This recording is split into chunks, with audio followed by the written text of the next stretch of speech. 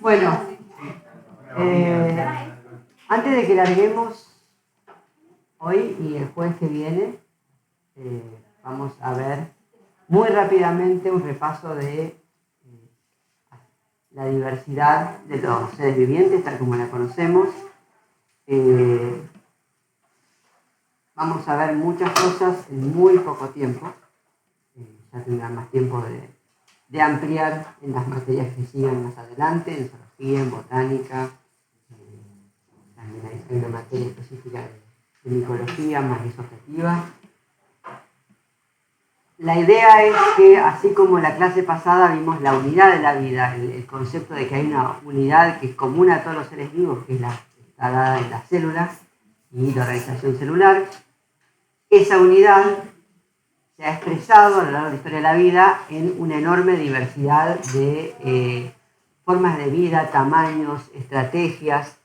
Y el gran desafío que tienen los biólogos hoy en día es, por un lado, comprender esa unidad de la vida, pero al mismo tiempo entender cómo a partir de un único elemento común, como es la célula y sus componentes básicos, vemos hoy en día la enormísima diversidad que encontramos en nuestro planeta. Y para empezar, vamos a empezar, como suele pasar, por cosas que muchos acuerdan que no se consideran del todo vivas, por lo que hablamos en la segunda clase acerca de las propiedades de la vida. Entonces vamos a empezar hablando de los virus. Los virus pueden definirse como agentes submicroscópicos. Agentes, de vuelta, acuérdense que la definición de agente es algún tipo de elemento que hace algo, y son submicroscópicos porque tienen un tamaño tan pequeño que necesitamos herramientas que nos permitan ver cosas más pequeñas que lo que nos permite ver el microscopio óptico. Los microscopios ópticos no tienen suficiente capacidad para permitirnos ver a los virus y otros objetos de ese tamaño.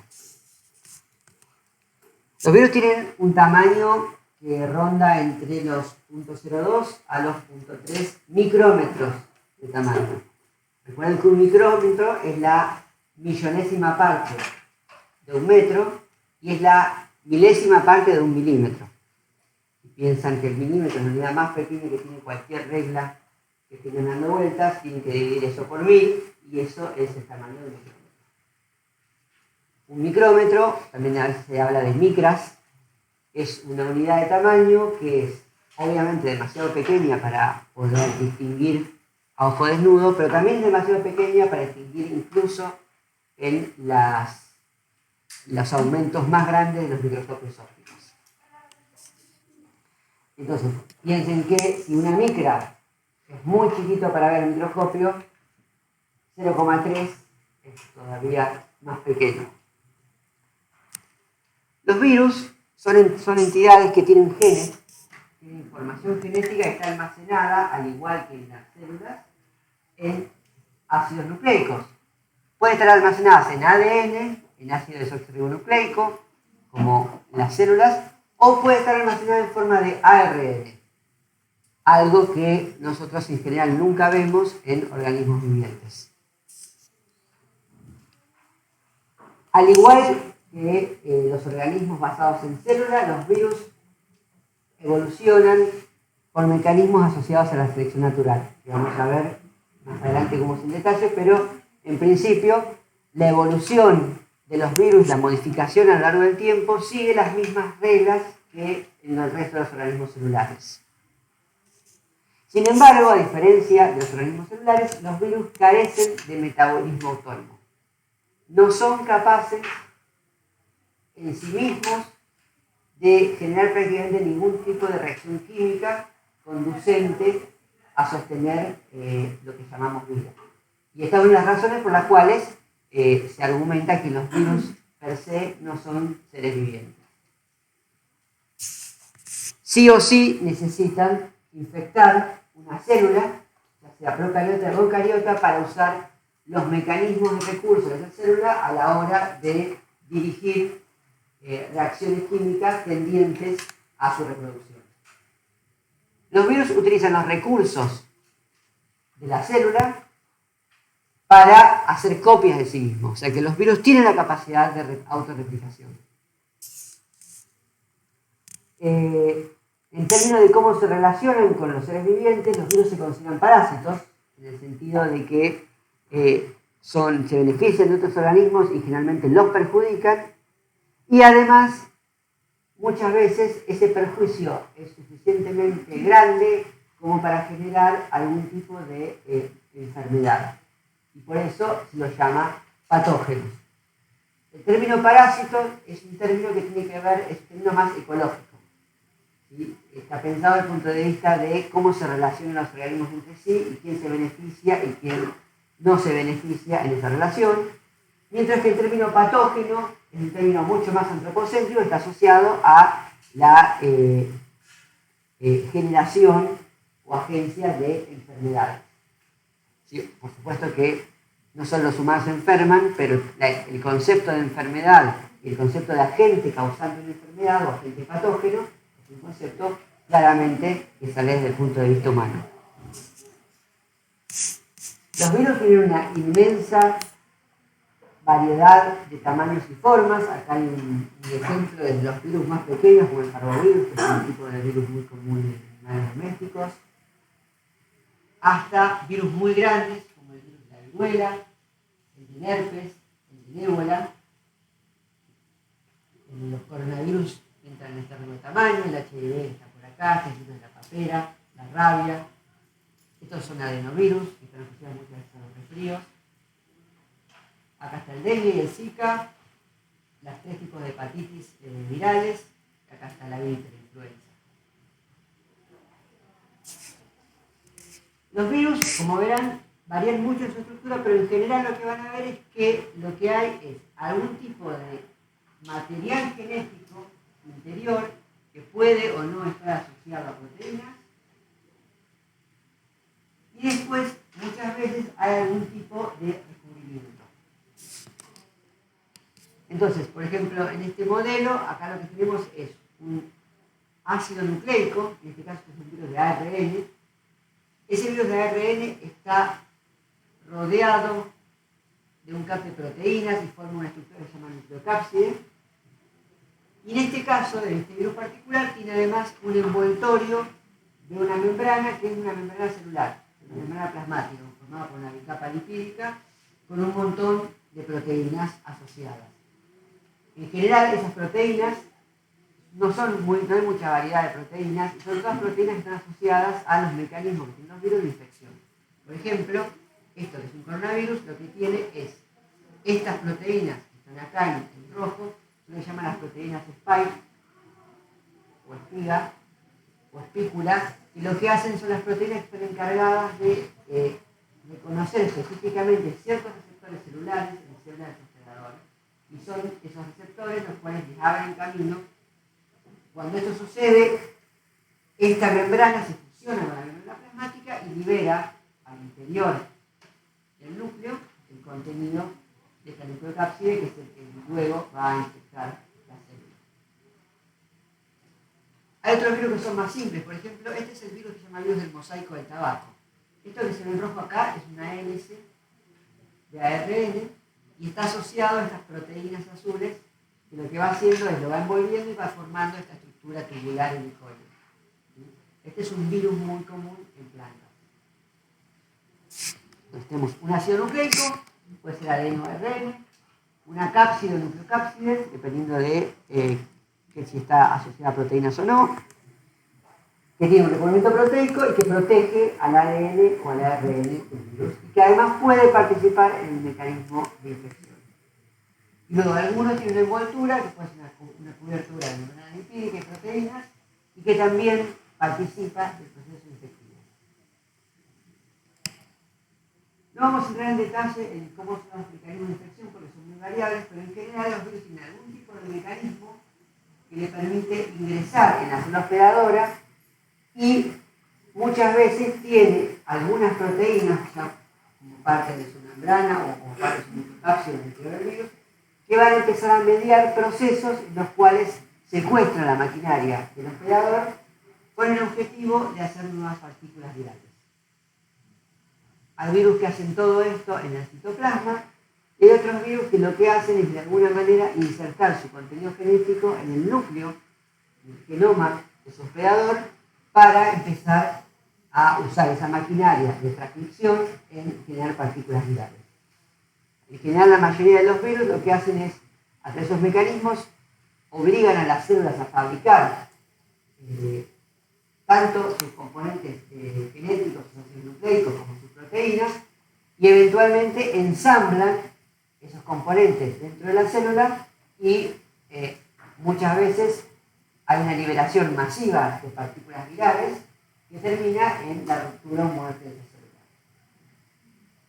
Hay muchos virus que en el proceso de infección dejan parte de su material genético, como lo dejan en el contenido del genoma, y de hecho, esto muchas veces sucede que el virus lo hace en una célula que después se va a replicar y va a transmitir esa parte del material genético viral a su descendencia. Muchas veces ese material genético viral queda inactivado porque no se copian todos los mecanismos necesarios para que ocurra la replicación viral. Entonces lo que va pasando es que van quedando restos de material genético viral en los genomas inactivos. Muchas veces también quedan restos activos. Esto a lo largo del tiempo va generando una acumulación de material genético de origen viral. Aparte, muchos de estos virus tienen sistemas de mecanismo de transposición, quiere decir que son sistemas genéticos que lo que hacen es codifican para enzimas que cortan un pedazo de ADN de un lugar en el genoma y lo ponen en otro, que se llaman transposones, se llaman a veces genes saltarines. Y muchas veces al hacer esto, no es que cortan y pegan, sino que hacen una copia y insertan en otro lado. Con lo cual empiezan a hacer copias de ese material viral genético en distintas partes de los genomas. Esto puede generar que a lo largo de las generaciones aumente enormemente los tamaños de los genomas. De hecho, gran parte de la mayoría de los genomas de todos los eucarióticos, incluyendo el nuestro, gran parte no estoy hablando de un 5%, estoy hablando de 10%, a veces hasta el 50 o el 80% del material genético que tenemos, es un material genético que o se origina directamente del virus o es una copia de nuestro propio material genético o del material genético de otras especies que llegó y se está moviendo a través de estos mecanismos virales. También puede pasar que estos mecanismos, además de mover material genético viral, muevan material genético propio. Entonces hace que un gen se copie o se duplique y aparezcan nuevas versiones de esos genes. Se cree que estos mecanismos, estas intrusiones virales en los genomas han ocurrido prácticamente desde siempre y que son uno de los principales motores de evolución a nivel molecular. Son una de las principales maneras en que los organismos duplican, mezclan, generan nuevos genes a partir de combinar pedazos de otros genes y eso genera nuevas proteínas, muchas veces procesos aleatorios, la mayoría de las veces generando cosas que no funcionan y que por lo tanto no se expresan, pero muy de vez en cuando se puede generar algo que en las circunstancias adecuadas sea útil y adaptativo y entonces le genere ventajas a aquellos organismos que lo poseen. Y esos organismos lo que hacen entonces es tienden a sobrevivir más y dejar más descendencia que los otros, con lo cual esa variante genética con esos genes nuevos empieza a propagarse y aumentar la población. Otro tipo de estructura submicroscópica que no se considera organismo vivo pero tiene capacidad de replicación es algo que se llama los priones. Los priones son algo todavía más pequeño que los más simples que los virus, son proteínas. Y son proteínas que tienen plegamientos anormales, es decir, que no son proteínas que tienen su función original, sino que por algún motivo se han plegado de un modo incorrecto, y eso genera que no puedan cumplir su función, pero además son particulares en el sentido de que este plegamiento normal lo que sí les permite es forzar el plegamiento de otras proteínas que sí serían normales para adoptar la misma configuración anormal. O sea, en otras palabras, son capaces de inducir a otras proteínas a parecerse a sí mismas y, por supuesto, también entonces a ser capaces de hacer esto mismo con otras proteínas. Con lo cual, estos priones son capaces de amplificar su abundancia dentro de las células, y eso muchas veces resulta en la formación de agregados de estas proteínas que no tienen otra función más que hacer más copias de sí mismas, que se llaman amiloides, que muchas veces se acumulan dentro de las células al punto tal que empiezan a interferir con las uniones celulares y causan muerte celular. Se cree que los priones son los agentes causales o están muy fuertemente asociados a enfermedades tales como el mal de la vaca loca, que se llama encefalopatía espongiforme bovina, y también una enfermedad muy parecida que ocurre en humanos, que es la enfermedad de Creutzfeldt-Jakob, que genera una degradación del tejido cerebral que, como se imaginarán, tiene consecuencias neurológicas muy importantes. Y también se cree que está subyaciendo o muy fuertemente asociada a enfermedades como la enfermedad de Alzheimer, que genera neurodegeneración progresiva en humanos. También se cree que está asociada al mal de Parkinson, que lo que genera es otra enfermedad neurodegenerativa que genera pérdida de capacidad motriz. Bien, esto es como para que vean que hay cosas por debajo del ambiente que están también muy fuertemente asociadas a aquello que está vivo y que un poco borronean nuestras definiciones de qué es vivo y qué no está vivo, si no hacemos una definición adecuada. Dado que mi predicción de trabajo es que tiene que ser una base celular y que tiene que tener metabolismo, priones, virus y otras cosas parecidas van a quedar afuera. Y ahora vamos a hablar de los seres vivos basados en células. Hay un concepto muy importante cuando uno habla de seres vivos, que es el concepto de cladogénesis. La cladogénesis es el siguiente concepto que dice que, bueno, una de las grandes preguntas es ¿cómo es posible que todos los seres vivos tengamos algo en común como es la célula? Y una de las explicaciones, la hipótesis explicativa más aceptada, es que eso ocurrió porque todos los seres vivos actuales basados en células descendemos de un único último ancestro común. ¿Sí? O sea que en algún momento hubo un organismo celular a partir de cuyos descendientes se replicaron. En algún momento grupos de descendientes se separaron físicamente y empezaron a cambiar en direcciones distintas, y eso generó dos grupos de descendientes distintos, que a cierto punto ya no pueden intercambiar material genético entre ellos. Cada uno de esos grupos, a lo largo del tiempo, también se fue separando en más grupos, y otros más grupos, y eso fue generando, como se lo imaginen, como una especie de árbol que se va bifurcando a medida que los distintos grupos se van separando y cada grupo va generando unidades distintas entre sí, que ya no pueden volver a parecerse porque ya no pueden reproducirse entre sí, con lo cual no pueden mezclar su material genético. Y este proceso es un proceso que como que se va disfrutando y abriendo todo el tiempo. Cada uno de esos grupos que se va generando comparten un último ancestro común, ¿sí? Que es más reciente que el último ancestro común que comparten con otros grupos. Y si pensamos en dibujarlo, si yo parto de un último ancestro común, ¿sí? Esto se separa en dos grupos. Y acá, este grupo de vuelta se separa en dos grupos, y acá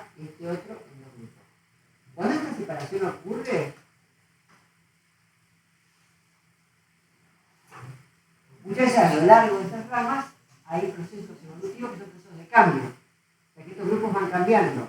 Pueden cambiar de metabolismo, pueden cambiar de morfología, de función, de forma de vida. Lo que importa es que esos cambios, en definitiva, están codificados en su material genético, que también tuvo que cambiar para acomodar esos cambios y codificarlos. Por lo tanto, a lo largo del tiempo, el material continuo, el material genético de esta rama o de este linaje va a ser distinto al de este. Entonces, cuando yo miro acá estos 4 descendientes, yo veo que estos son 4 descendientes de este último ancestro común.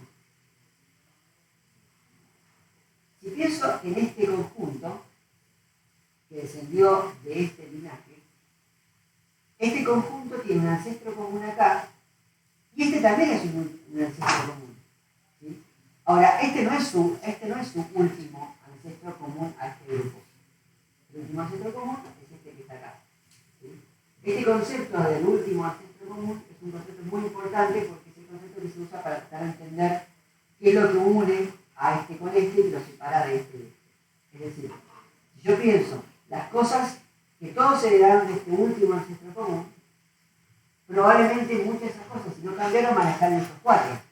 Estos 4 se van a aparecer en eso. Pero aquellas cosas que cambiaron en este linaje para un lado y para otro lado en este otro linaje, van a ser heredadas por estos sí y estos no. Entonces, estos otros se van a parecer más a este último ancestro común y van a tener diferencias con estos dadas por lo que cambió en estas dos ramas.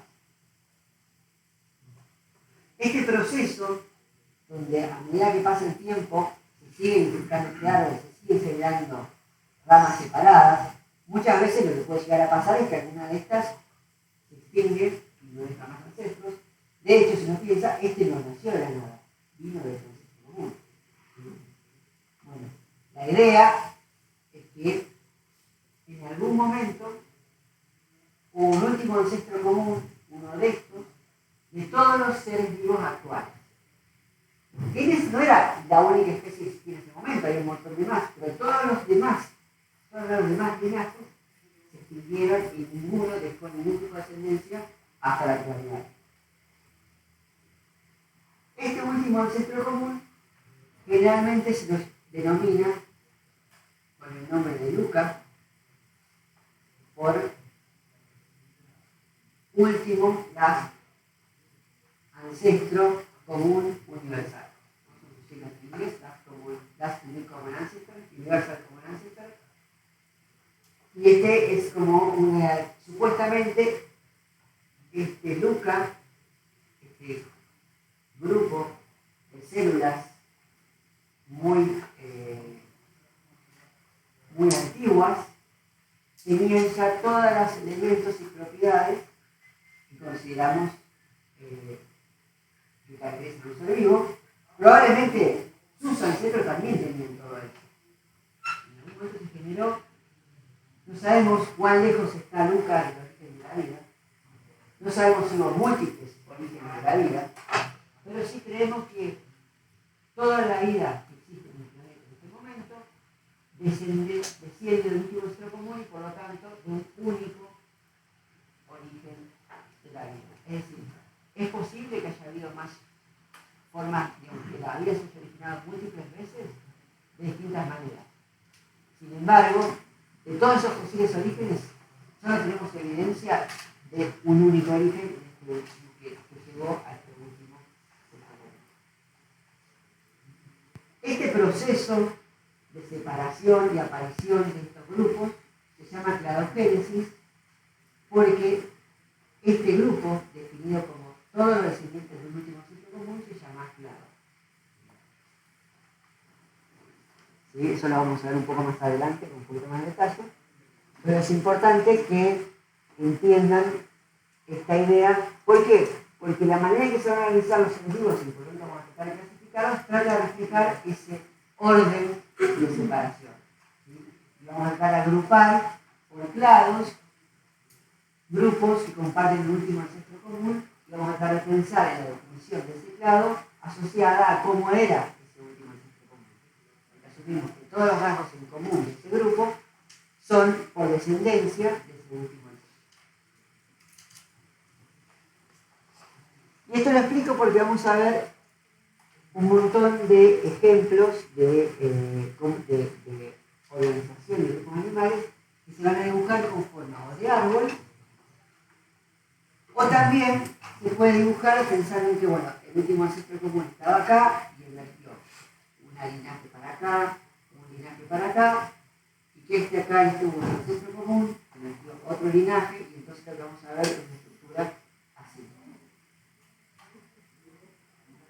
Tanto la otra estructura como esta estructura se llaman cladogramas, ¿sí? Y son un tipo específico de dibujo, o de, se llama de gráfico, de grafo, que se llama dendrograma. Dendrograma quiere decir gráfico de árbol. Dendros es árbol o ramas, y grama tiene que ver con un dibujo de algo.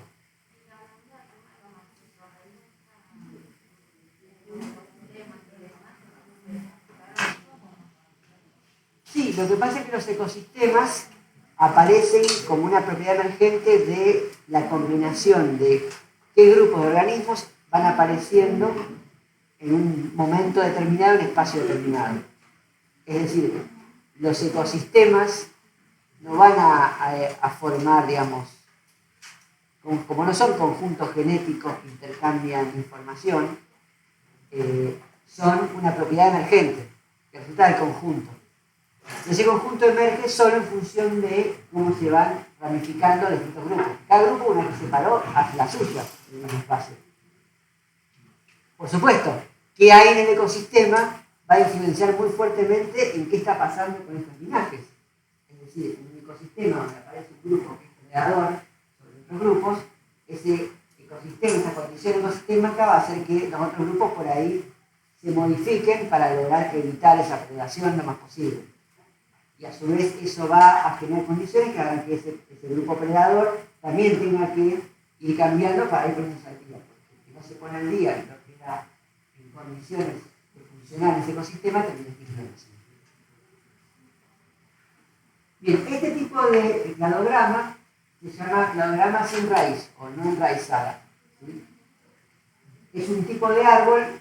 ¿Cómo se convierte esto en árbol? Bueno, imagínense que ustedes agarran de cualquier lado esto, imagínense como un montón de hilos sacados, y tiran de un lado y eso se reacomoda. Entonces, si yo agarro este diagrama y lo acomodo, lo que voy a tener es que si agarro de acá, esto me cambia, de modo que para este lado, entonces hace una bifurcación así, otra así, y para este otro lado, esto va a tener una bifurcación acá, una acá, y acá está la raíz. ¿Sí?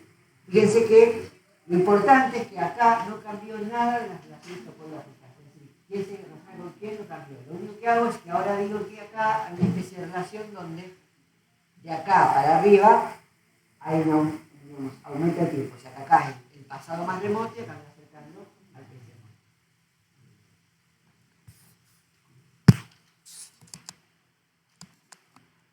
Bien. Entonces, cuando decimos que la vida desciende de...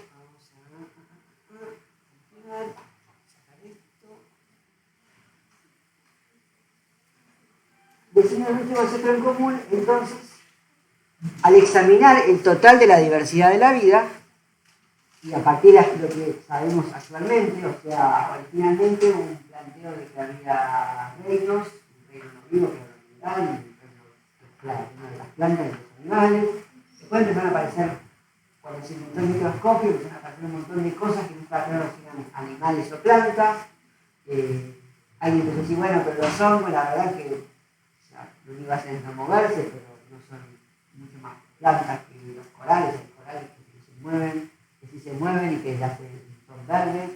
Entonces empieza a mezclar, a plantearse, a replantearse, y después a medida que empezamos a tener cada vez más herramientas para poder evaluar cómo se relacionan los organismos entre sí, fuimos descubriendo un montón de cosas sobre cómo se relacionan los organismos que nos acercan a la visión actual.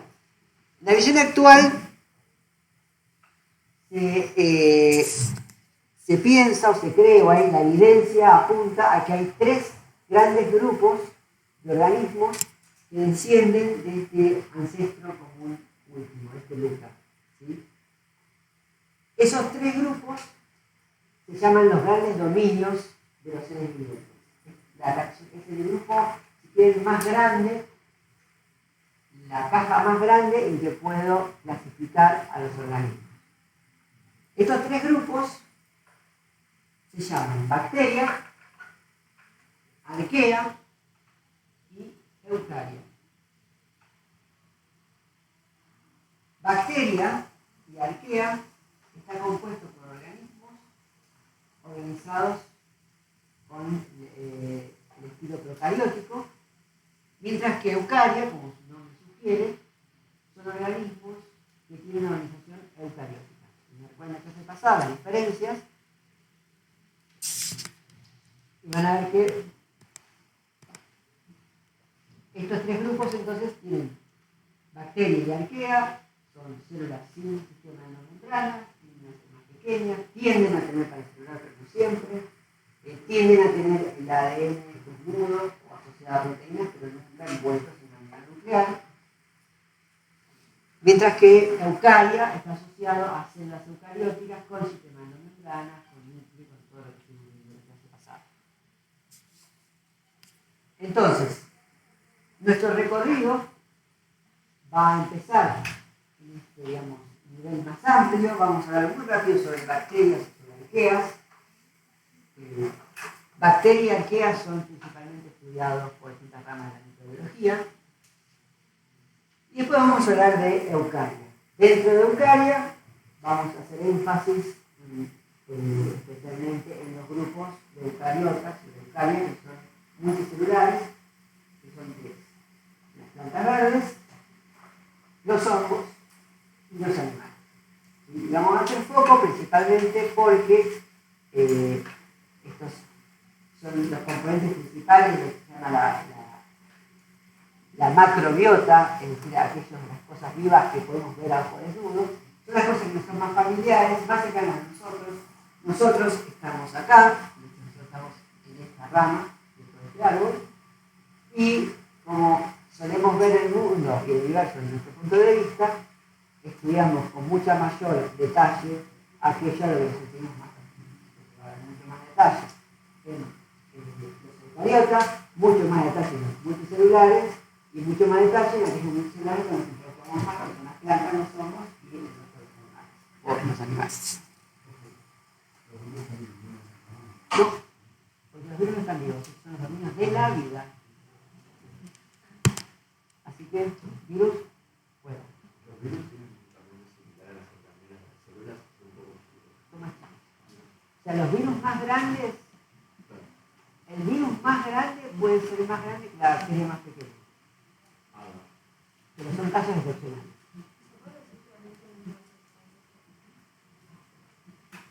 Eso no está muy claro, porque las herramientas, los virus son tan pequeños, un material genético tan variable, tan poquito material, que no hay suficiente información que nos permita usar la información del material genético que usamos con otros organismos vivientes para establecer las claves.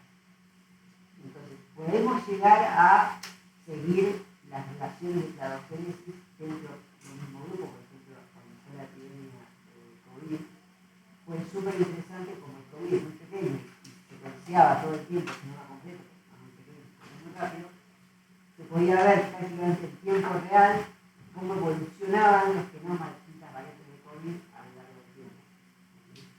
Entonces, eso permitía, por ejemplo, saber, bueno, esta cepa, esta otra cepa, de dónde vino, de dónde viene, cuál se está expandiendo, cuál está desapareciendo, cuál es patogénica, cómo algunas cepas que al principio eran como muy fuertes se iban volviendo cada vez más débiles, cómo aparecían rápidamente nuevas cepas que eran resistentes a las vacunas, pero esas cepas tendían a ser menos virulentas.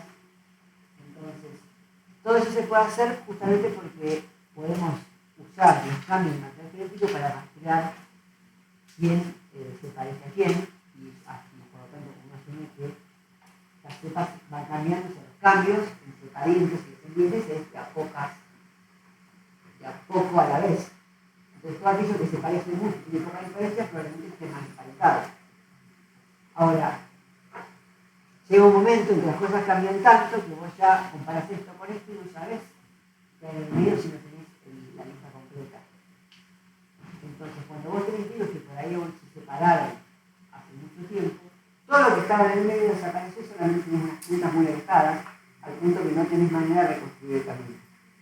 ¿Sí? Eso pasa con los virus en general, por lo tanto no hay evidencia que diga que, aparte los virus funcionan de maneras tan distintas, que uno podría pensar que evolucionaron independientemente un montón de veces. Es más difícil. Con los seres vivientes también pasa lo mismo. A veces los genomas no alcanzan para no suprimir información, se ponen demasiado separados. Pero como en general hay más descendientes vivientes, es más, si uno estudia muchos organismos emparentados o similares, es más fácil encontrar esas relaciones y reconstruirlas. Las bacterias, como dije, son células procariotas, esto lo vimos en la clase pasada, en cómo se estructuran, se definen por cabecera de compartimentos numerosos internos. Tienen una enorme diversidad de formas, en general van entre media micra y 5 micras de largo. Pueden ser esféricas, realmente se les llama cocos, como habrán de algún tipo de cocos. Hay variantes, la célula, una bacteria solitaria y esférica se llama coco, y viene de A2 se llama diplococo, muchas veces vienen encapsuladas de A2 en algún tipo de capa adicional, como el mucílago, como los pneumococos. Si viene en forma de racimo de goma, se llama estafilococo. Cuando se arman filamentos largos de cocos encadenados, se llaman streptococos, otros que no les mencionar. Y así. Luego tienen una forma que se llama de bastón o bacilo. Bacilo quiere decir bastón. Y también vienen variantes como cuando hay un bastón medio redondeado, se llama coco bacilo o sorpresa. Y después, bueno, se tienen a dos, diplo bacilo, excepto bacilos, que son bacilos encadenados. Y así. Pueden ser helicoidales, por ejemplo los vibrios, tienen forma de coma. El vibrio con N es la bacteria que produce el cólera. Las bacterias que tienen los vibrios también son productores de tetrodotoxinas, son los que secretan los venenos, por ejemplo, del pez globo o de la serpiente de cascabel, o un montón de otras criaturas que tienen este mismo tipo de veneno. Todas en general son secretadas por estas bacterias que son simbióticas. Hay otras que se llaman espiritas, que son como una especie de tirabuzón, como si un pasacorcho así medio de rosca bastante larga. Hay otras que se llaman espiroquetas. Las espiroquetas son tirabuzones, pero más flexibles. Las bacterias son pequeñas, pero entran ya dentro del rango de lo que se puede ver al microscopio.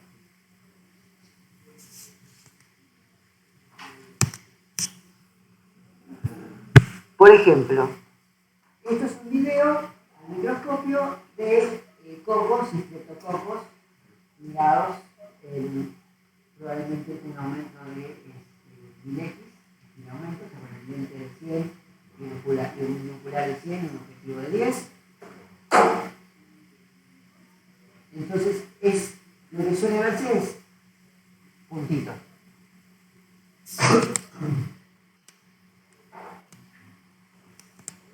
Estos son bacilos y filamentos.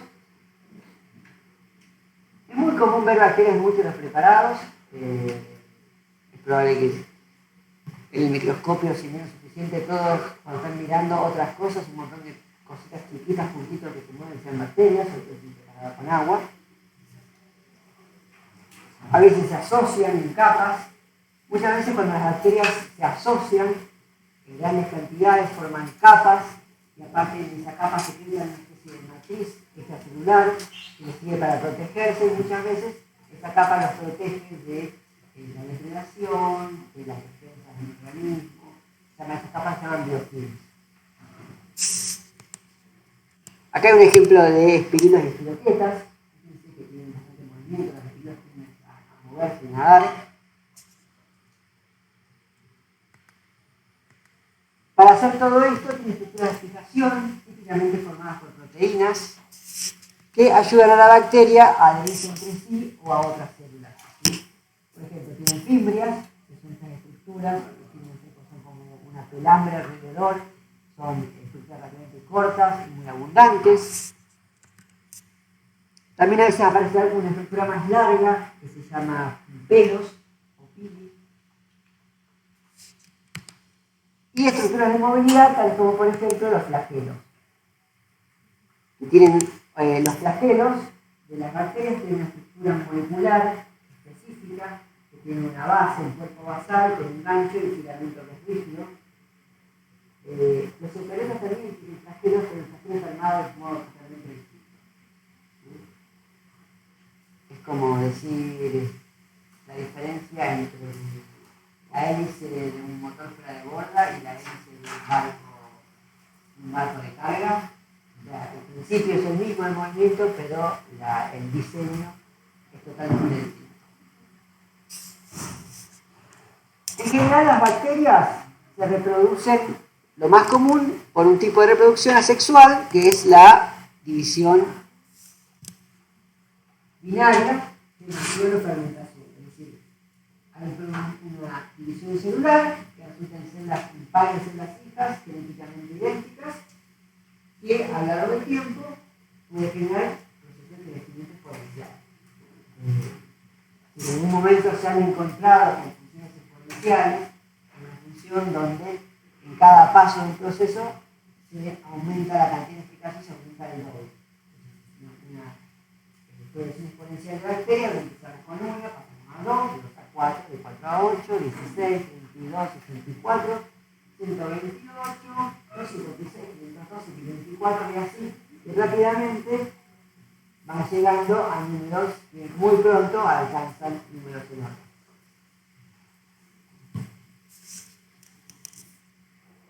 Además de este modo de reproducción, que como dije es asexual, por lo tanto no genera diversidad genética, todas estas bacterias son genéticamente idénticas, muchas veces pueden ser equivalentes. Las bacterias tienen una diversidad de mecanismos que les permiten intercambiar material genético. La reproducción, los métodos de reproducción que implican el intercambio de material genético se llaman otro tipo de reproducción sexual.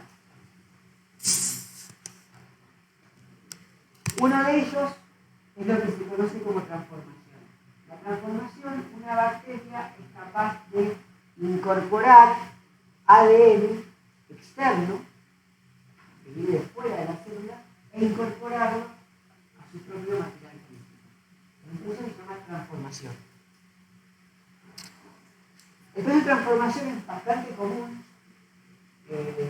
La transformación puede ser con material genético que va del genoma nuclear, pero muchas veces muchas bacterias tienen, además de su único cromosoma circular principal, tienen una especie de mini cromosomitas chiquitos, muy pequeños, que se llaman plásmidos. Los plásmidos tienen muy pocos genes, pero los genes que tienen son muy importantes porque muchas veces codifican proteínas capaces de detoxificar ciertas toxinas particulares. Y en los plásmidos, por ejemplo, es donde muchas veces aparecen los genes que brindan las proteínas necesarias para detoxificar sustancias que tienen efecto antibiótico. El antibiótico es justamente una sustancia que es capaz de interferir con los procesos vitales de una bacteria y por lo tanto evitar que crezca. Pero no crece, se muere. Los antibióticos que nosotros tomamos para combatir infecciones bacterianas son justamente sustancias que detienen el crecimiento bacteriano. Cuando una bacteria tiene un gen con una proteína capaz de romper esos antibióticos, esa bacteria deja de ser susceptible al efecto del antibiótico y se dice que es resistente. Por eso se habla de que estas bacterias tienen resistencia a un determinado antibiótico. Muchas veces los genes que codifican estas proteínas detoxificadoras están en estos minicromosomas llamados plásmidos, y los plásmidos muchas veces pueden pasar fácilmente de una bacteria a otra. Entonces, si hay una bacteria que tiene un plásmido con resistencia a antibióticos, fácilmente se la puede pasar al resto de la población de bacterias que no tienen resistencia y hacer la resistencia. Esto es un un ejemplo que se llama transmisión genética horizontal, es decir, que no depende de una célula que le pasa a sus descendientes de información genética, sino que una célula puede recibir información genética de otra célula la cual no está cercanamente emparentada, la cual no puede. Este mecanismo, cuando se descubrió, permitió empezar a desarrollar mecanismos de lo que se llama ingeniería genética. Es decir, fueron los primeros mecanismos que permitieron empezar a hacer células, porque estos plasmidos son suficientemente pequeños y tienen mecanismos que permiten insertar genes sintéticos, hechos a medida o sacados de otro lado, en estos plasmidos para ponerlos en la bacteria. Yo, por ejemplo, puedo poner en un plásmido incorporar un gen con una proteína que a mí me interesa hacer, no hay nada que ver con la vida de la bacteria, y lo pongo en el plásmido, transformo esa bacteria en ese plásmido, se incorpora ese plásmido y a la bacteria va a empezar a expresar ese gen. Estos son los mecanismos todavía muy empleados en ingeniería genética a todo nivel, tanto a nivel de producción como a nivel de investigación. Es el mecanismo que se usa por mucho tiempo para secuenciar también, para secuenciar genes fuera de lugar, para fabricar proteínas en masa a nivel industrial. Se usa en todo. O sea, esto lo vas a aprender a hacer en cualquier tipo de técnica que involucra microbios, desde ingeniería y agronomía hasta investigación genómica. Hay un tipo distinto de movimiento horizontal de genes, que es la traducción, que cuando un virus mueve ADN de una célula a otra. Nosotros lo que hablamos cuando hablamos de infección de virus, los virus muchas veces al infectar y después quitar material para hacer partículas virales y nuevos virus, se llevan un pedazo del genoma original de una bacteria. Y al hacerlo, infectar otra bacteria, ese pedazo del genoma original de esa bacteria pasa a la otra bacteria. Y después hay otro mecanismo que se llama conjugación, en la que dos bacterias intercambian ADN. Hay mecanismos que se conectan, arman un puentecito, conectan el citoplasma y a través de ese puente mueven parte del ADN de una bacteria a otra bacteria. En general, las bacterias se considera que, comparado con otros grupos, tienen una diversidad morfológica bastante modesta, o sea, bolitas, palitos, bastoncitos, un sacacorchos, si quieren poner original, pero no hay muchas variantes a las formas bacterianas. Me han asociado a que son unicelulares, son pequeños y además en general tienen un tipo de pared celular bastante rígida, con lo cual su diversidad morfológica está bastante limitada. Esto se contrasta con una inmensa diversidad metabólica. Las bacterias han desarrollado distintos linajes en conjunto, han desarrollado prácticamente todas las estrategias metabólicas que conocemos. Prácticamente lo que se les ocurra, hay una bacteria y lo hace. Fotosíntesis, quimiosíntesis, degradación de alimentarse de cosas como petróleo, de plástico. Ustedes digan, no, seguro que son una bacteria. Si me encuentran en una eucariota, probablemente en realidad sea o una bacteria simbionte o se lo robaron a una bacteria.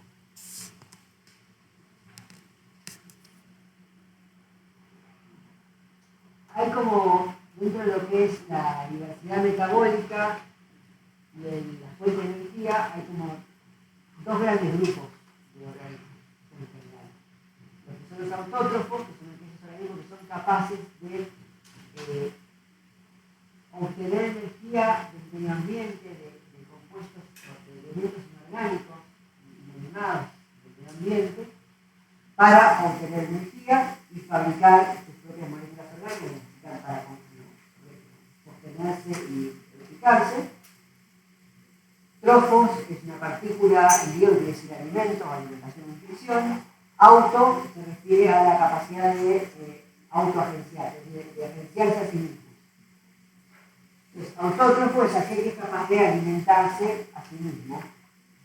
Mientras que el heterótrofo es organismos que no son capaces de obtener energía, de obtener carbono de alimentación orgánica, sino que están compuestos orgánicos. Los fotoautótrofos son aquellos que son capaces de generar, de obtener energía a partir de la luz del sol, o de luz, sol, y usan esa energía para tomar carbono inorgánico, que tiene forma de dióxido de carbono, y generar moléculas orgánicas. Los quimiautótrofos utilizan químicos inorgánicos, tipos de sustancias inorgánicas, como fuente de energía, y utilizan dióxido de carbono para generar compuestos orgánicos. Dentro de los heterótrofos hay algo que se llama fotoheterótrofos. Son químicos que son capaces de capturar energía de la luz, pero que no pueden fijar carbono inorgánico como carbono orgánico. Necesitan sí o sí utilizar compuestos orgánicos para generar otros compuestos orgánicos. Y después los quimioheterótrofos, que son los que necesitan sacar energía de los compuestos orgánicos, y el carbono también de los compuestos orgánicos. El otro gran grupo, el otro dominio de la vida procariótico son lo que se llaman las arqueas. Las arqueas también son procariotas. Son muy similares en sus formas a las bacterias. Tienden a ser un poquito más grandes o un poco más chicas dependiendo de los grupos. Al igual que las bacterias, no tienen membranas internas ni tienen núcleo. Tienen también pared celular, pero a diferencia de bacterias, en arquea la pared celular tiene una conformación química distinta. La principal diferencia es que en las bacterias recién encontramos un tipo de peptidoglucanos, que son compuestos que son proteínas asociadas a azúcares, cosa que en las arqueas no encontramos. Tienen, como estructuras, tienen flagelos, pero los flagelos están hechos de manera distinta a los de bacterias. Y cuando se mira la estructura de sus genes, cómo están armados sus genes, cómo son sus vías metabólicas, en general vemos que son más parecidas a las que vamos a ver después en los eucariotas que a lo que vemos en bacterias.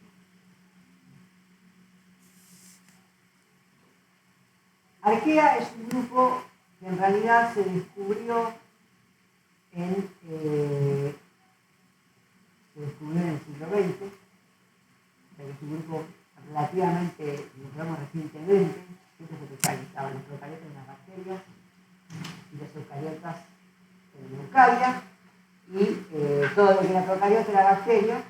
Ya se conocían algunas de estas especies de arqueas, se clasificaban como bacterias, pero cuando se las empezó a estudiar, se empezó a mirar cómo eran las moléculas, se empezó a ver que las moléculas eran bastante distintas a las otras bacterias y con cierto parecido a la procariota.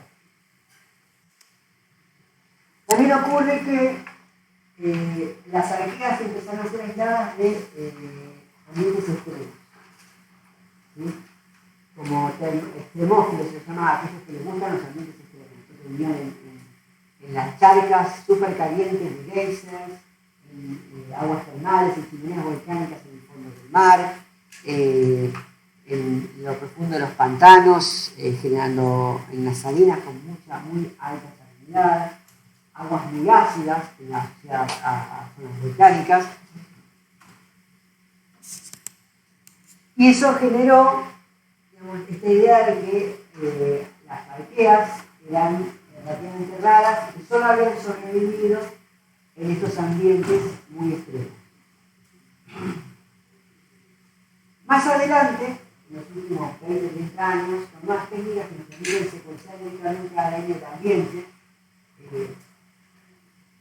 Antes lo que se hacía era, para uno estudiar algo, al microbio, uno necesita cultivarlo, uno trata de poner un medio de cultivo, si en ese medio de cultivo la pequeña cantidad de individuos microscópicos prospera, aumenta en cantidad y alcanza una cantidad suficiente para que se la pueda hablar y estudiar. Cuando se desarrolló la técnica que permite secuenciar la ADN directamente en masa, directamente en el ambiente, empezaron a aparecer muestras de ADN, secuencias de cosas nuevas y de cosas que se asemejaban mucho a las secuencias de ADN de las arqueas conocidas. Y entonces se descubrió que en realidad las arqueas son mucho más comunes de lo que pensábamos, mucho más abundantes. Lo que pasa es que a las arqueas no les gustan los medios de cultivo que los microbiólogos típicamente usan. Entonces, al no crecer esos medios de cultivo, pasaban totalmente desapercibidas. Ahora que estudiamos directamente, tomando la muestra y secuenciando todo lo que hay, sin necesidad de cultivarlo, ese sesgo que estaba generado por estudiar solo aquello que crecía en nuestros medios, desaparece y empezamos a tener una visión mucho más realista de la verdadera diversidad de las arqueas.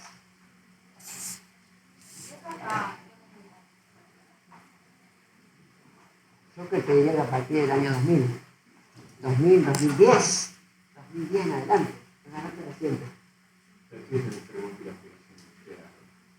Existen arqueas, pero las arqueas, muchas tremófilas, los que más tremófilas, pero hay una arquea. Hay tremófilos que son bacterias, hasta hay tremófilos que son locarios. Casi siempre les sirve para todo. Hay también muchas arqueas que son simbiontes en eucariotas, incluyendo en organismos como las termitas, tienen muchas arqueas simbióticas.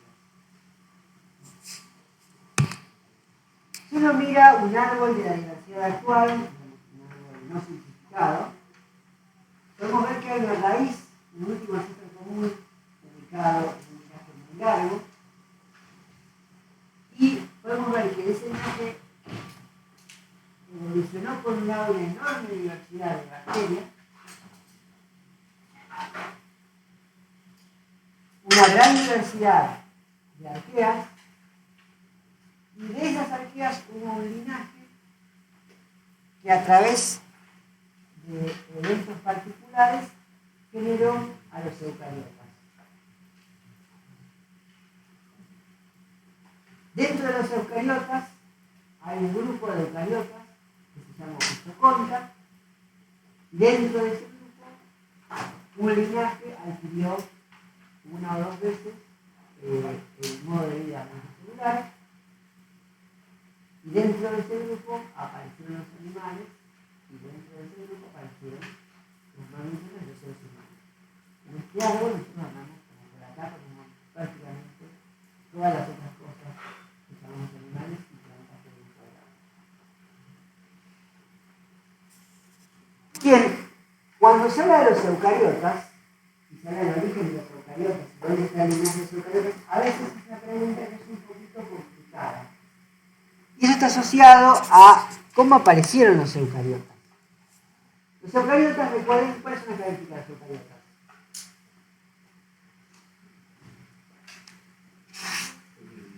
Tienen núcleo, tienen un sistema de neuronas. ¿Qué más tienen los eucariotas? Neuronas internas. ¿Y qué más tienen? Sí, eso tienen todos.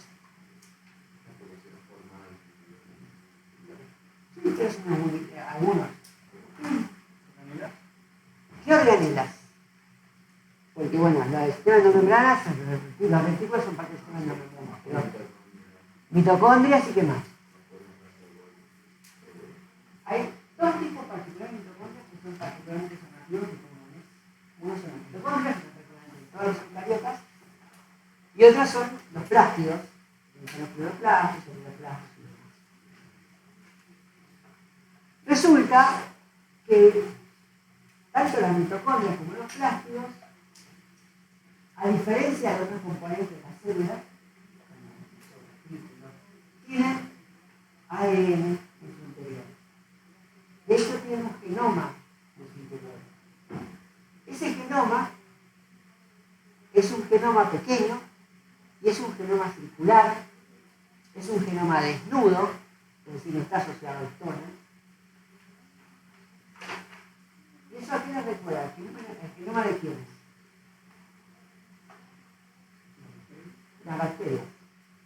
Tiene un genoma que se parece mucho al genoma procariótico.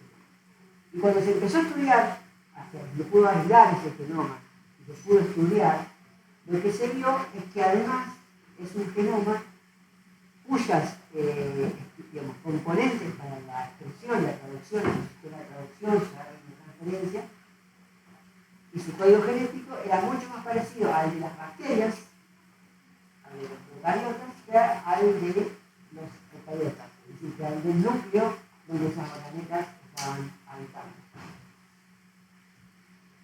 Y eso llevó a una propuesta que se hizo a mediados del siglo XX y que después fue retomada y defendida con mucho énfasis por Lee Margulis, que fue la que la propuso, que se llama la teoría endosimbiótica.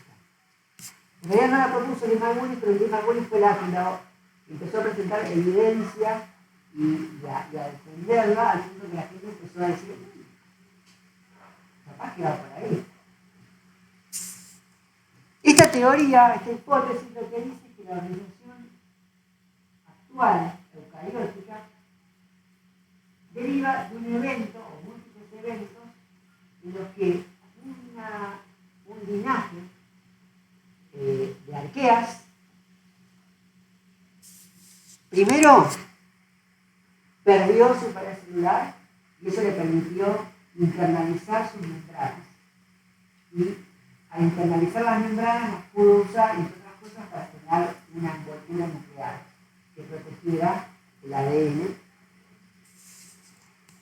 Por otro lado, lo que hizo fue, de alguna manera, incorporar bacterias aeróbicas, bacterias con la capacidad de hacer respiración aeróbica, y vamos a ver un poquito más adelante, y esas bacterias eventualmente se transformaron en lo que hoy conocemos como mitocondrias, y además algunos linajes en particular incorporaron bacterias capaces de fotosíntesis y las incorporaron como cloroplasto. En general, las mitocondrias, en todos los organismos que conocemos de mitocondrias, son más o menos parecidas. Están todas asociadas a un grupo de bacterias llamadas alfa-proteobacterias. Entonces, han venido probablemente o de un único evento común de endosimbiosis o de un grupo similar o de eventos muy similares. Pero hay muchos tipos de cloroplastos y hay distintos grupos de eucariotas fotosintéticos que claramente han evolucionado independientemente, incorporando distintos linajes de bacterias fotosintéticas. Entonces, partimos de un procariota ancestral, de las provenientes arqueas, pierde su pared celular, adquiere una mayor flexibilidad de su unidad plasmática, la liga hacia adentro de sus repliegues que le permiten envolver al núcleo, eventualmente esos repliegues terminan cerrando sus organismos y que mencionarlo. Él también explica el sistema de membranas, dice que no hay gran diferencia estructural, topológica entre los retículos y el Golgi y el envoltorio nuclear, simplemente son membranas que están hacia adentro y sueltas de la membrana celular. De hecho, muchas veces la misma en procariotas uno observa un plegamiento hacia adentro de la membrana celular para aumentar la superficie, por ejemplo, para colocar enzimas, por ejemplo, para su fotosíntesis.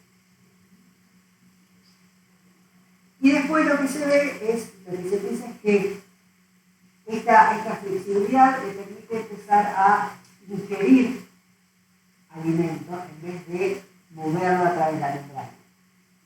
En ese proceso digestivo, como una célula que fagocita, una ameba que fagocita otra célula, empieza a alimentarse de otras bacterias.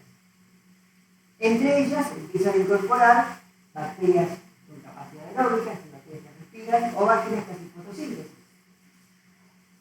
En algún momento, en vez de digerir esas bacterias permanecen y lo que se empieza a aprovechar es los productos de su respiración y su fotosíntesis. Y a su vez esa bacteria empieza a sobrevivir en el interior de la célula protegida de otros depredadores o otros que viven en el ambiente, y empieza a generar una especie de beneficio mutuo. Hay distintas visiones, algunas dicen que hay un beneficio mutuo, otras dicen que en realidad estas células esclavizaron a estas bacterias. De hecho, las mitocondrias, si bien tienen un genoma propio, les faltan un montón de genes, no tienen todos los genes necesarios para subsistir y no pueden vivir en ausencia de otros, fuera de sus hospedadores, fuera de la cadena. Y hay muchos genes que se piensa que fueron sacados del núcleo de esas bacterias y llevados al núcleo del hospedador. Evidencia para esto, bueno, hay bastante. Por un lado, el hecho de que tengan el genoma separado y procariótico. Además, si se fijan en la estructura se recuerda, por ejemplo, una mitocondria tiene una doble membrana. Y esa doble membrana, la membrana interna se parece más a la membrana procariota y la otra a la membrana eucariota. Y además, una doble membrana es lo que uno esperaría si uno incorpora por fagocitosis, endocytosis, una bacteria que queda envuelta en una vesícula. Básicamente, una bacteria envuelta en una vesícula es la estructura que uno ve en el mitocondrio con doble membrana.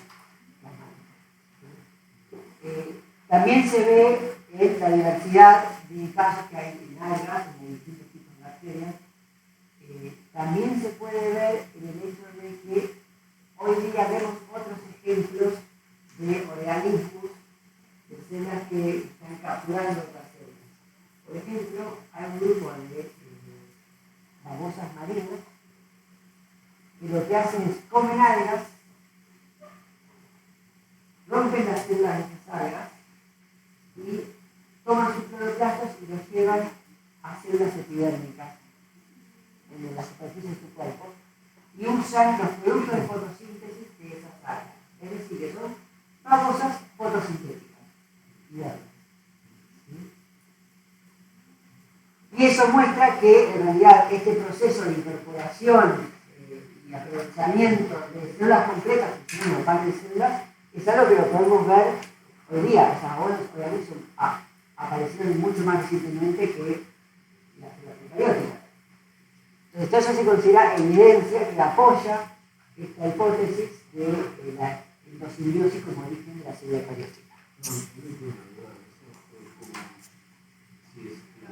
Pero en el pasado de los años, ¿cómo se las incorpora para que vivir esos procesos? Así siga manteniéndose de generación en generación y mantenga el mismo gen. Bueno, en general, las bacterias que están incorporadas en la célula, la verdad es que ya la bacteria se puede replicar, pero se replican entre las mitocondrias, se replican, y cuando unas dos células se dividen, se reparten en el citoplasma. Y las mitocondrias que son todas hijas de eso igual genera algunas cuestiones, como por ejemplo hay una población de mitocondrias en cada célula, Entonces, si hubo cambios en las mitocondrias que son levemente distintas genéticamente, cada una de esas hijas va a heredar un subconjunto de ese conjunto de variantes de mitocondrias. Lo mismo pasa con los celulosos. En el caso de la reproducción, vamos a ver, en el caso de reproducción, hay ecosistemas donde hay óvulo y espermatozoide, donde el espermatozoide tiene muy pocos citoplasmas, realmente el espermatozoide no lleva mitocondrias, y entonces todas las mitocondrias que va a tener en la siguiente generación reciben las mitocondrias que vienen a ser la materna, el óvulo.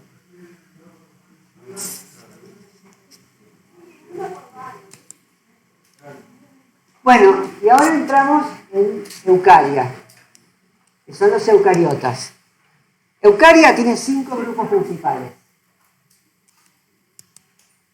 Esos 5 grupos se llaman excavados, cromalveolados, risarios, alqueplásticos y micómetros.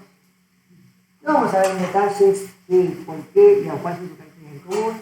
Simplemente esto, bueno, había un eucariota ancestral. De este último ancestro común de los eucariotas emergieron 5 principales linajes. Y en estos linajes, la gran mayoría son unicelulares. Hay algunos linajes que han alcanzado la pluricelularidad, como las pardas, las doradas, los omicetes.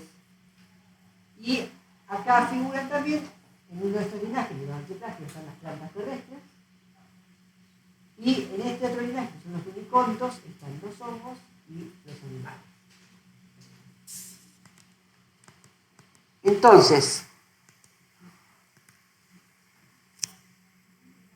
nosotros usamos un término transformado en un término antiguo, que es el término protista. El término protista quiere decir el grupo de aquellos organismos que son eucaria, que son eucaria y que son unicelulares.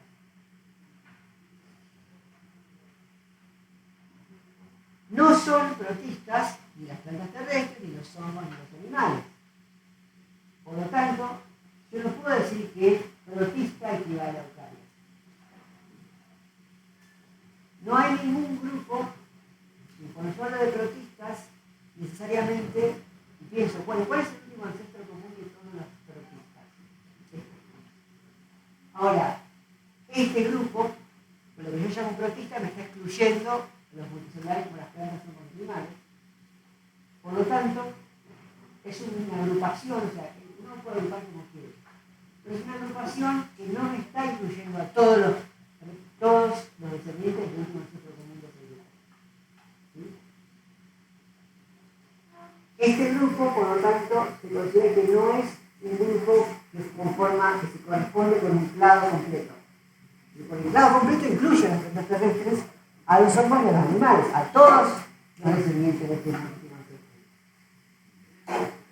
Por lo tanto, como vamos a ver más adelante en la clasificación, en un sistema actual que se llama cladista, porque trata de hacer que los grupos sean clados, la palabra protista no puede reflejar un grupo formal, es un grupo informal. Es decir, es una manera que nosotros decimos cuando queremos hablar de unicelulares eucarióticos. ¿Se entiende ese concepto?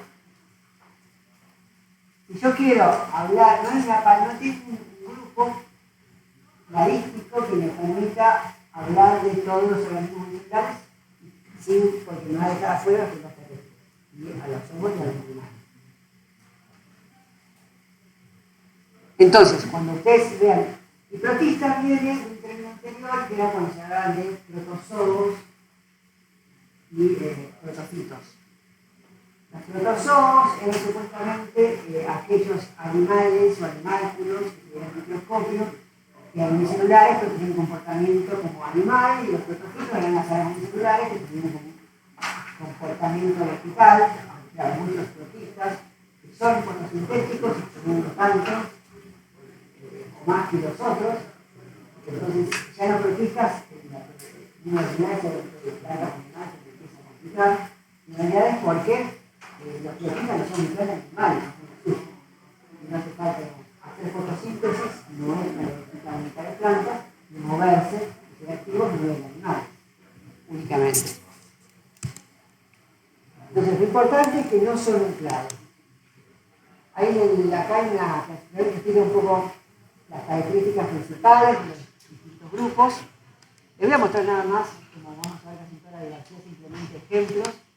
Por ejemplo, un ejemplo conocido de los excavados es Eulena. Eulena es un protista, es un tipo de alga celular, tiene cloroplastos, tiene una pared flexible. Este es un video, parece que tiene una película que forma una especie de espiral, como se va a ver acá en los costados.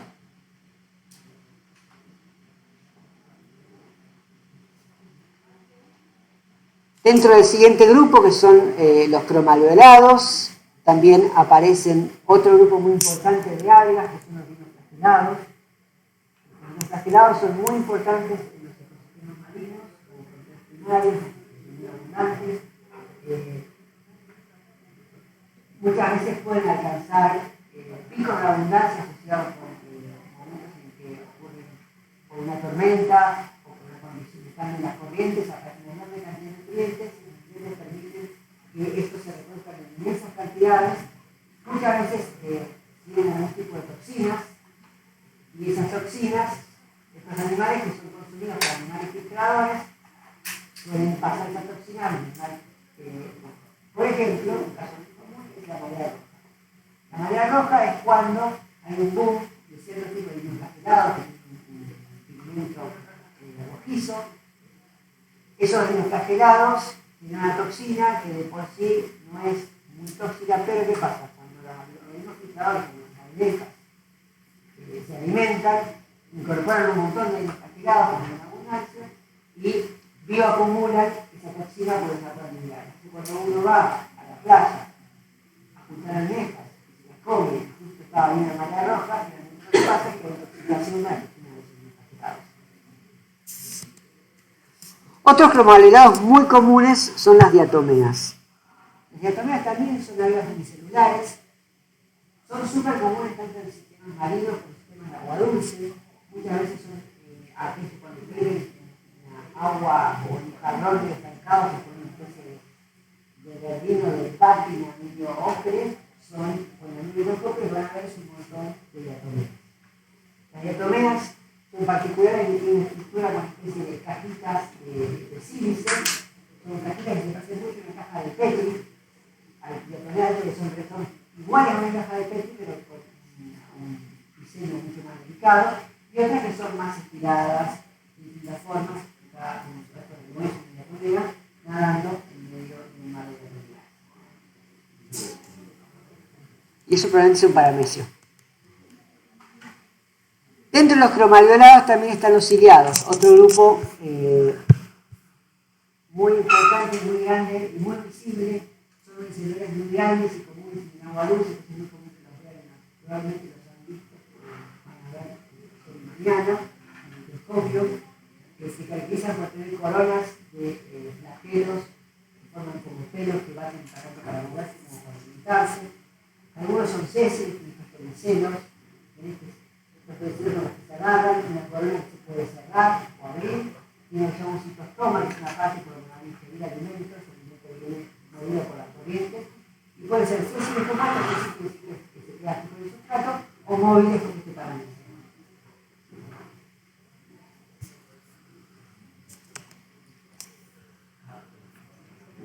Dentro de otro grupo importante, los grisalios, aparecen grupos que son muy importantes en los sistemas marinos, se llaman foraminíferos. Los foraminíferos son protistas que secretan una concha calcárea. En muchos aspectos, muchos de estos parecen como los caracoles, muchos parecen como microcaracoles en miniatura, pero son unicelulares. Estos animales son muy importantes porque son muy abundantes, al punto que estas estructuras casi microscópicas, pequeñas o más pequeñas que la arena, forman gran parte de los sedimentos marinos y terrestres. Al punto tal de que si uno toma una muestra de sedimento marino puede encontrar un montón de estos frescos o fósiles o en proceso de fosilizar. De hecho, estudiando a dónde y bajo qué condiciones vive cada tipo de foraminífero, uno puede después ir a encontrar en un yacimiento en la muestra de roca de sedimentos marinos antiguos, sedimentos terrestres antiguos, puede buscar esos mismos tipos de foraminíferos e inferir qué tipo de ambiente era el que existía en el momento en que se depositaron. Entonces, hay mucho que se llama micropaleontología que se dedica a estudiar esto. Como la presencia de ciertos tipos de foraminíferos asociados a ciertos tipos de condiciones que también están asociadas a la formación de depósitos fósiles con valor energético, petróleo, carbón, gas. El estudio de estos microfósiles es muy importante para la protección de yacimientos petrolíferos.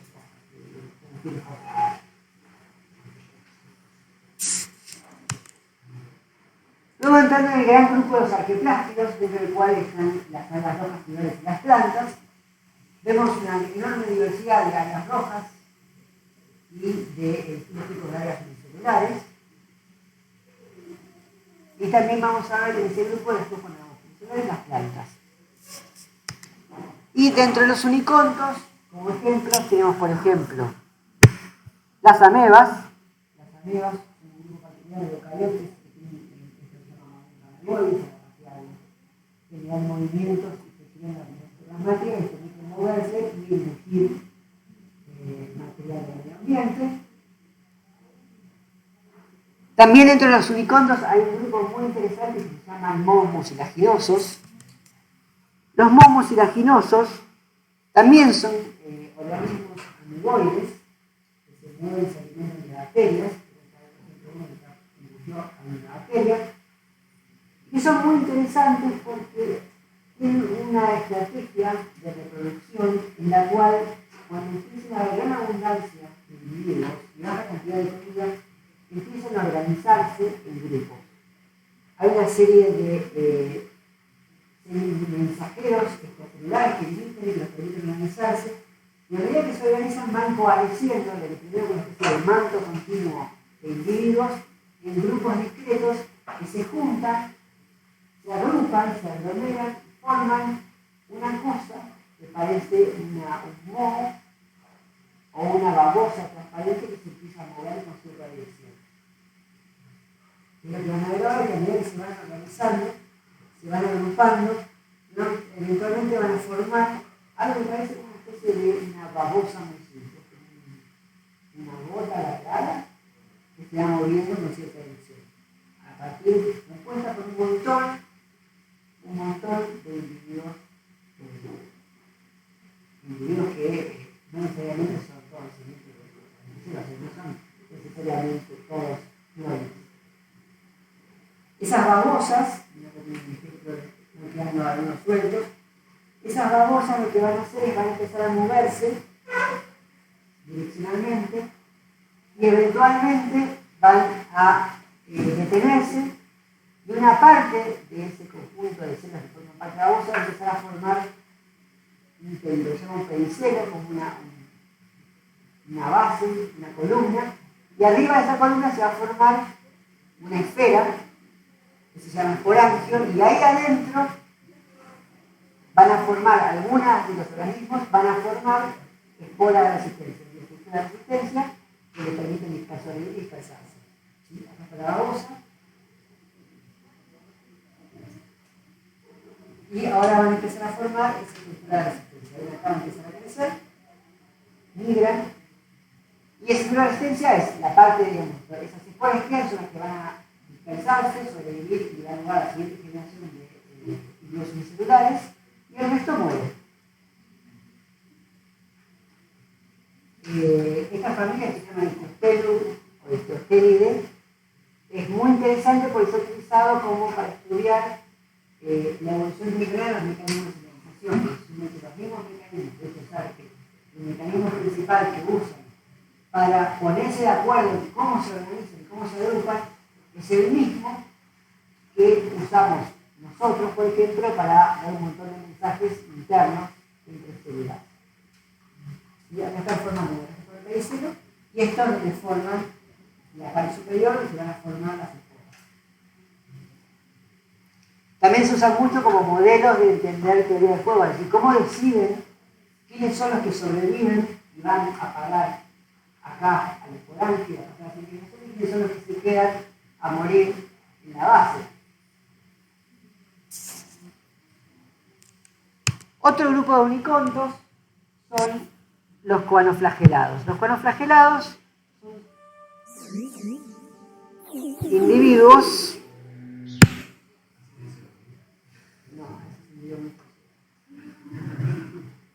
Viven generalmente en el sustrato, y lo que tienen de particular es que tienen como este collarcito con el flagelo en el cual el flagelo bate, genera una corriente y el collarcito lo utilizan para atrapar partículas de alimento que vienen de la corriente. Los cuernos son interesantes porque se parecen mucho a las células que tienen ciertas plagas. A unas células que son los cuernocitos, que tienen las esponjas, y porque se piensa que son algunos de los parientes protistas más cercanos a los animales. Bueno, hagamos una pausa de 10 minutos nada más.